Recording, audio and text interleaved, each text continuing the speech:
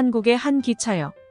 한 외국인 여성이 비명을 지르며 기차에서 뛰쳐나옵니다. 그녀는 사람들을 피하려는 듯한 모습을 보이더니 결국 바닥에 쓰러지는데요. 도대체 그녀에게는 어떤 사연이 있는 걸까요? 한번 자세히 알아보겠습니다. 해당 사연은 네덜란드에서 셀리나가 보내준 사연과 SNS 내용을 바탕으로 재구성된 스토리입니다. 안녕하세요. 저는 네덜란드인 셀리나라고 합니다. 저에게는 아픈 기억이 있는데요. 어린 시절 부모님의 사랑을 받지 못했던 것입니다. 다른 아이들처럼 옷을 제대로 입혀주지도 않으셨고 먹을 것도 챙겨주시지 않았어요. 부모님께 배고프다며 어리광을 부리면 바로 혼나기 일쑤였습니다.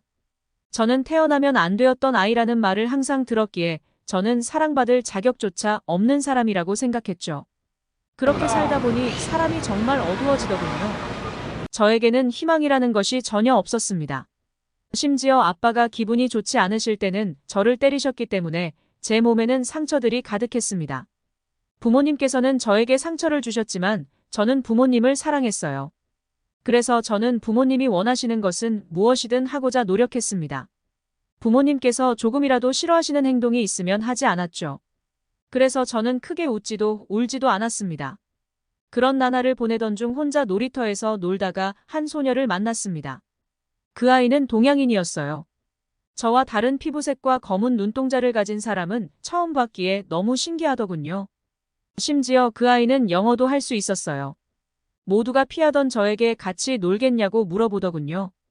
제가 머뭇거리자 그 아이는 먼저 자신의 인형을 건네주더군요. 저는 난생 처음으로 인형놀이라는 것을 해보았습니다. 누군가의 호의를 느낀 건 그때가 처음이었던 것 같아요. 그 아이가 나는 천사야라고 했으면 바로 믿었을 정도예요. 제 눈에는 그렇게 보였거든요. 지영이라는 그 한국 아이는 태어나자마자 네덜란드로 왔기에 네덜란드어를 할 줄 알았던 거였어요. 지영이는 아무도 자신과 놀아주지 않았다면서 저에게 오히려 고맙다고 했어요. 그리고는 같이 가지고 놀던 인형을 저에게 선물로 주고는 가버렸죠. 선물을 받아본 적 없었던 저는 난생 처음 곰인형을 선물 받았습니다. 부모님께 인형을 자랑할 생각에 신이 난 채로 집에 돌아갔지만 저는 자랑할 수 없었어요. 아무도 저에게 관심을 가져주지 않았거든요. 그래도 인형이 있었기에 저는 외롭지 않았습니다. 그 이후로 지영이를 몇 번 더 만났었습니다. 지영이는 저에 대해 묻고는 했어요. 가족이 있는지 왜 학교를 안 다니는지를요. 그리고 제가 대답해주면 지영이도 자신에 대해 이야기해줬어요. 아빠는 한국에 계시고 현재 엄마와 네덜란드에서 살고 있었는데 곧 한국으로 갈 것이라고 하더군요. 저는 한국에 갈 때 저도 데려가주면 안 되냐고 물어봤어요. 지영이는 저를 꼭 데려가주겠다고 약속을 해주었죠. 그리고 얼마 후 저는 병원으로 가게 되었어요. 제가 그때는 정신을 잃어 무슨 일인지 몰랐지만 아동학대로 부모님이 신고 당한 것이었죠. 저는 그렇게 부모님과 분리되어 살아가기 시작했습니다. 잠깐 동안 아동보호시설에서 지내고 할머니, 할아버지와 같이 살게 되었습니다. 부모님은 저를 보러 단 한 번도 찾아오지 않았습니다. 저는 부모님을 그리워하며 힘들어하기도 했으나 조부모님 덕분에 남들처럼 평범하게 살 수 있었습니다.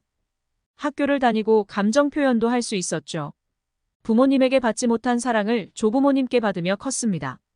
그렇다고 모든 것이 다 충족된 것은 아니었지만 그래도 사람처럼 산다는 말의 의미를 알 수 있었죠. 그러던 어느 날 한쪽에 치워두었던 곰인형을 발견하게 되었습니다. 조부모님 집으로 이사를 하면서 인형에 대해서 신경 쓰지 않았었거든요. 원래 곰인형이 이렇게 작았었나? 인형을 만지다가 문득 지영이가 떠올랐습니다. 어쩌면 지영이가 학대를 받았던 저를 구해준 게 아닐까 싶더군요. 한국에 있을 지영이를 만나고 싶다고 생각했죠. 저는 당시에 카페에서 아르바이트를 하면서 한국어를 배우기 시작했습니다. 그렇게 열심히 살고 있는데 어느 날부터 두통이 자주 일어나기 시작했어요. 어떤 때는 정말 머리가 깨질 정도로 아팠습니다. 약을 먹어도 통증은 지속되었죠. 결국 고민 끝에 병원에 가게 되었습니다. 갑자기 엄마가 저에게 화를 내시던 목소리가 귓가에 들려와 카페에서 화들짝 놀라는 일이 발생했기에 저는 병원을 가기로 결심했어요. 병원에서는 저에게 스트레스 때문에 그럴 가능성이 크다면서 아무래도 정신분열증 초기 같다고 하더군요. 정말 충격이었습니다. 뜬금없이 정신분열증이라니.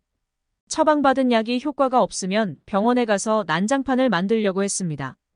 그런데 약을 먹는 순간 머리가 덜 아파진 거예요. 결국 저는 제 병을 인정할 수밖에 없었습니다. 어린 시절의 기억이 저를 놔주지 않는 듯 하더군요. 그래도 약을 먹으면 나아진다는 말에 저는 꾸준히 약을 챙겨 먹었습니다. 그런데 이상하게 호전이 되지 않고 점차 증상이 심해질 뿐이었습니다. 정말 말도 안 되게 졸리기도 하고 기분이 엄청나게 급변하더니 생활을 하지 못할 정도로 제 자신이 망가지는 느낌이 들더군요. 도저히 이건 아니라는 생각이 들어서 담당 의사에게 말을 했으나 그는 원래 먹던 약보다 더 센 약을 처방할 뿐이었습니다. 의심스러워 다른 병원을 가게 되었지만 그 병원에서도 센 약을 처방해 주더군요.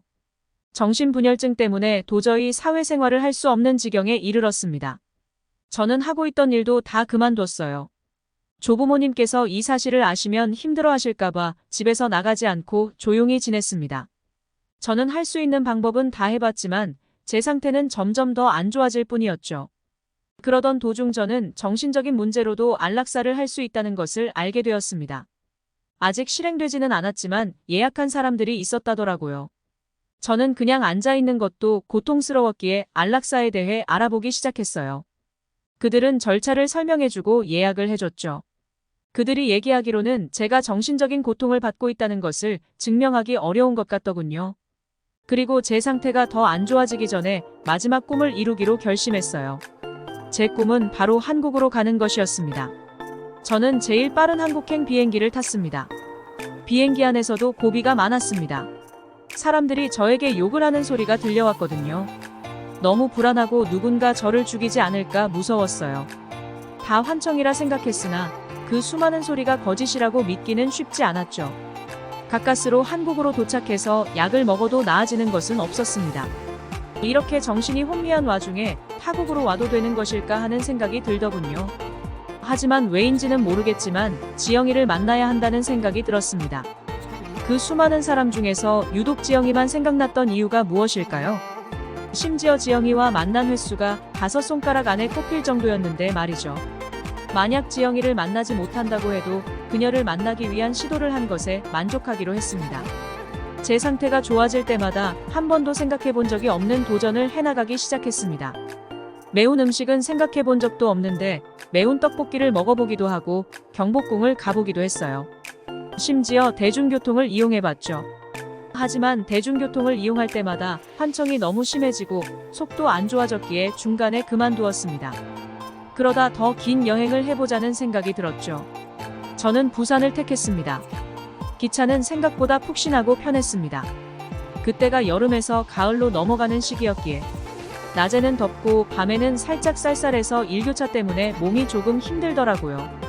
그래서인지 잠깐 잠이 들었죠. 그런데 그 순간 귓가에 알 수 없는 소리가 밀려들기 시작했습니다. 무슨 소리인지는 잘 들리지 않는데 수군거리는 소리들이었죠. 소리는 어느 순간부터 걷잡을 수 없이 커지더니 머리가 깨질 듯이 아팠습니다. 다행히 부산역에 도착한 시점이었고 저는 밖으로 뛰쳐나갔습니다.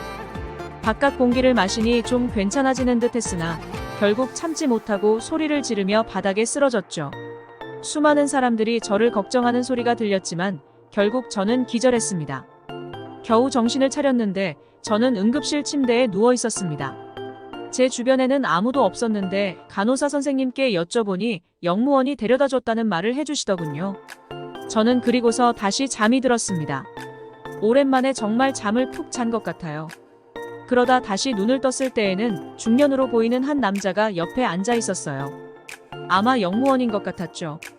그는 유창한 네덜란드어로 괜찮냐고 물어보더군요. 저는 고개를 끄덕였습니다. 저는 정말 감사하다는 말로 입을 뗐습니다. 저를 다시 찾아올 거라고 생각하지 못했고 심지어 네덜란드어를 쓸 거라고도 몰랐기에 정말 깜짝 놀랐어요. 그는 저에게 지금 상태는 어떤지 그리고 왜 한국에 왔는지를 물어보더군요. 저는 그가 상사에게 제출할 보고서를 써야 할 수도 있겠다고 생각해서 성실하게 답변을 했습니다. 그러던 중 갑자기 제 고민형을 꺼내 보여주더군요. 제가 한국에 올 때 짐을 최소한으로 가지고 왔지만 저를 유일하게 안심시켜주는 고민형만은 포기할 수가 없었거든요. 저는 제 짐을 뒤졌나 하는 생각에 조금 기분이 나빴지만 제가 정신이 없어 짐을 기차 안에 두고 왔던 것이 생각나더군요. 아마 그가 영무원이었기에 그 짐을 찾을 수 있었던 것 같아요. 그는 혹시 지영이를 아냐고 물어보더군요. 저는 너무 놀랐습니다. 그의 입에서 지영이라는 이름이 나올 줄 몰랐거든요. 그의 말을 듣고 보니 그의 얼굴이 지영이와 비슷하다는 생각이 들었죠. 그러더니 그는 문 밖에 있는 누군가에게 들어오라고 하더군요. 저는 무슨 소리인가 싶어 문 쪽을 바라보았죠. 저는 보는 순간 알았습니다. 지영이였어요.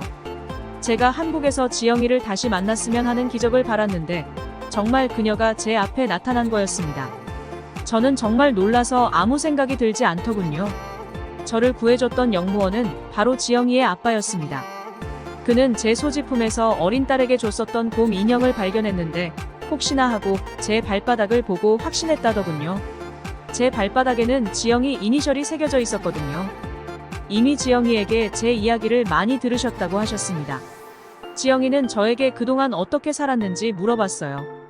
저는 그동안 제가 어떻게 살았는지 이야기를 하면서 지영이를 많이 그리워했다는 걸 얘기했어요. 그러자 그녀는 저에 대한 죄책감을 안고 살았다고 하더군요. 저에 대해 자신의 어머니에게 알린 후로 다시는 보지 못해 자신 탓이라고 생각했다더군요. 저는 그런 그녀에게 오히려 제 은인이라고 말해주었습니다. 그리고 제 병에 대해서도 말해주었어요. 지영이를 만나니 이런저런 이야기가 다 나오더군요. 그녀는 저에게 이것저것 묻더니 자신의 병원으로 와서 진단을 받아보라고 하더군요. 지영이가 한국에서 정신과 의사로 일하고 있는데 그녀에게 진료를 받았던 많은 환자들이 지금은 잘 치료받고 건강하고 행복하게 산다고 하더라고요. 그래서 저는 지영이를 믿고 그녀에게 치료를 받았고 지금은 일상생활을 하는데 무리가 없을 정도로 많이 호전되었어요. 제가 많이 그리워하고 좋아했던 지영이와 저는 정말 둘도 없는 친구가 되었어요. 이제는 제가 그녀가 힘들 때 의지할 수 있는 친구가 되도록 열심히 살 생각입니다. 지금까지 네덜란드에서 오신 셀리나 씨가 보내주신 사연에 대해 소개해드렸는데요. 어떻게 보셨나요? 감동사연에서는 여러분의 사연을 기다리고 있으니 소개해주고 싶은 사연이 있으시면 언제든 메일 보내주세요. 감사합니다.